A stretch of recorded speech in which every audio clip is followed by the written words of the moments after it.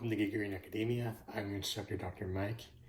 Here at Geekery and Academia, I discuss a wide range of topics from comic books, novels, movies, and video games to education, history, college life, and graduate school, and whatever else pops into my silly little head. Thank you for joining me in this organized chaos. And today I'm discussing the neglected stepchild of the Mass Effect series, Mass Effect Andromeda, or really, I'm speaking in defense of Andromeda. Released in 2017, Andromeda received a very lukewarm reception after Mass Effect 3's controversial endings and the behind-the-scenes conflicts over at BioWare and EA. It meant that longtime fans of the series would have many valid and invalid reasons to dislike this game from the start. And unfortunately, Andromeda's Day 1 presentation did not help the cause. It's on the table as someone who played the Day 1 edition and was hopeful that Andromeda would do well. Even I was sorely disappointed. The game was filled with glitches that caused the game to crash, and the visual designs of many of the characters weren't that appealing at all. Luckily, patches would help to refine the problem and fix and offer some solutions, but it would be too little too late. And I think I probably sold my copy before starting the game's second act, or very shortly at the beginning of the second act. Not that far along. However, after playing Mass Effect Legendary Edition, which was released this past summer, I decided to give Andromeda a second chance. Luckily, it was on sale for pretty cheap on the PlayStation Store, and playing through and seeing the improvements that were made, I think Andromeda actually has more to offer than we give it credit. And I would appreciate if the next entry in the series builds upon Andromeda. So, for starters, the bugs are mostly gone, and the visual presentation of the game currently allows the player to see what the developers are going for, which is a reasonably fun space exploration game. Now onto a controversial topic that'll probably get me in trouble. So, personally speaking, I was someone who is never really that attached to Commander Shepard, so I really appreciate what they did with Ryder. However, I also get why Ryder rubbed many fans the wrong way. In comparison, Shepard was already a badass Space Marine when you start Mass Effect 1, whereas Ryder twins are young, inexperienced explorers in an unknown galaxy who are slowly becoming more fleshed out, tougher characters and rising into leadership positions. But I also get how that lack of experience and confidence early on is so often a deal breaker for many players who are more interested in the power fantasy that video games provide. Whereas players like myself, speaking personally, are more narrative focused, so we can tolerate those issues if the payoff is better. And again, after completing the game, I would say Ryder's development is worth it. Ryder is a far more confident character and leader by the end of the game that they had a compelling reason to be the lead of a new series, and potentially would have been really interesting to see how they would have progressed. Now, aside from the protagonists, let's talk a little bit about the supporting casts. The supporting cast of Andromeda were also really negatively received, just like with Ryder. Some of the criticism, going back at it, being quite fair, while others are more, I just think, personal preferences and getting in the way, and certainly nostalgia for the original series cast, blinding them to the potential of the Andromeda cast.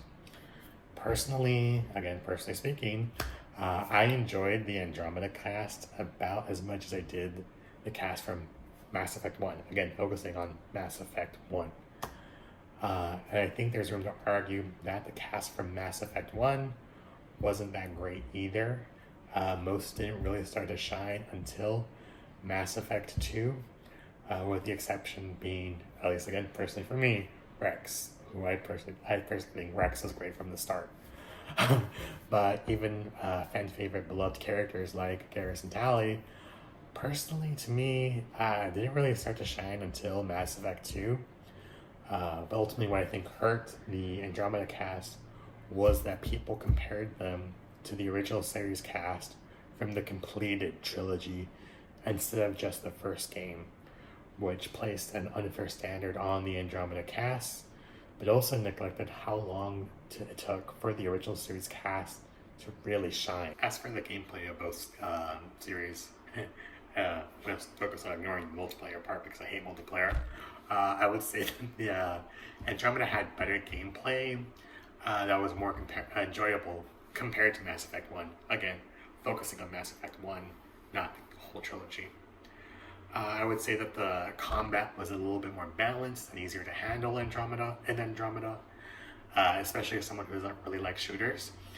I personally enjoyed how Andromeda gave more freedom to use abilities and melee attacks, and even the Volts were a reasonably fun challenge, but I certainly would have liked to see more originally done with each Volt to make each one differ, rather than going through the same process over and over again. Now, while the narrative of Andromeda itself was relatively simple, pretty basic, straightforward space story, I did enjoy the setup that it had and could see a lot of potential with it if it had the chance to get a sequel game or even a third game too, similar with what was going on with Mass Effect 1. Which, again, I would say Mass Effect 1 was a pretty simple and basic story to just kind of manage to stick landing a little bit better than Andromeda did. But you know what?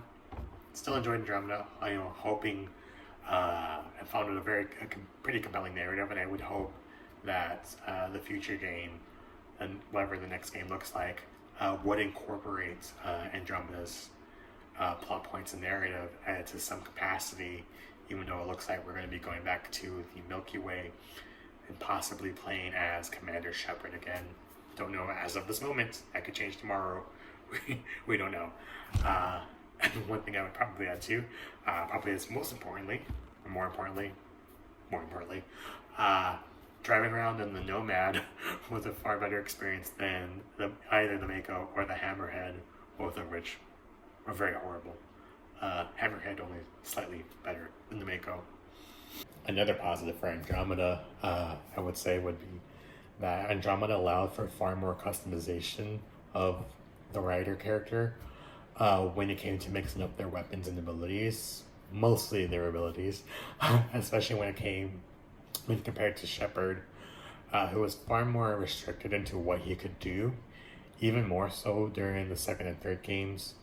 Whereas in the first game, Shepard had some degree of flexibility, but would be more restricted during the next two games. Whereas with Andromeda, personally allowed me to kind of immerse myself more into Ryder and his character, kind of creating my own headcanon with him, as its customization allowed me to play with his skills more into what I think, what default Ryder and eventually growing and developing Ryder should and could be able to do. So even when, I defaulted to making him a biotic, emphasizing him being a powerful biotic, I can make it clear that he was also skilled with certain types of guns and grenades, more so grenades because those are fun to use, and also gave him, a decent amount of engineering skills, as I could picture him having some talent with engineering, particularly tinkering with machines. Of course, that flexibility wouldn't, be present with Shepard in the same capacity, as you were more or less restricted into everything he could do. So, like, Shepard could be a powerful biotic, but he really couldn't do much with engineering or soldier abilities, even in the more hybrid skill trees, despite the narrative itself setting up Shepard, would logically have some of those skills too, but wasn't reflected in the actual player gameplay interactions. Also, as a gamer, I enjoyed the queer potential of Andromeda, whereas unlike the original trilogy, the Andromeda actually allowed you to make a male writer allow him to have a gay romance, whereas as a male shepherd who couldn't romance another man until the third game. Now, while Gil wasn't the best romance, and at least early on, Reyes was only a partial romance. Patches have since remedied some of that, so Reyes has a complete romance track, and they also made it that the alien companion, Ungarn companion, Jal, is fully romanceable, and also made it a really good story too. Very, very good story. As I personally get to love the fantasy of having, playing as a human male character that can romance an alien male character. Something not really, rarely, if ever, done in fictional entertainment. Human man can romance an alien woman, or human woman romancing an alien woman, but God forbid we give queer men anything. So ending on a bit of a horny subject, those are my thoughts on Mass Effect Andromeda. Personally, I think the game is worth revisiting now that the anger of its release has died down, and especially now that we're recognizing that Andromeda isn't a continuation of the original series, but rather the start of something new. It does help appreciate what Andromeda hoped to accomplish. It's overall a pretty fun game to play. The cast is pretty enjoyable, and the story really had some untapped potential that hopefully whatever the next game will be does incorporate in some capacity. Hopefully it gets a little bit more love and attention now from other people, but if not, then oh well, I still like the game. So that's it for today. Thank you for joining me, and I hope to see you next time. I post videos every Tuesday and Thursday. You can also follow me on Twitter, TikTok, and Tumblr. I'm Dr. Mike, and I'll see you next time. Bye!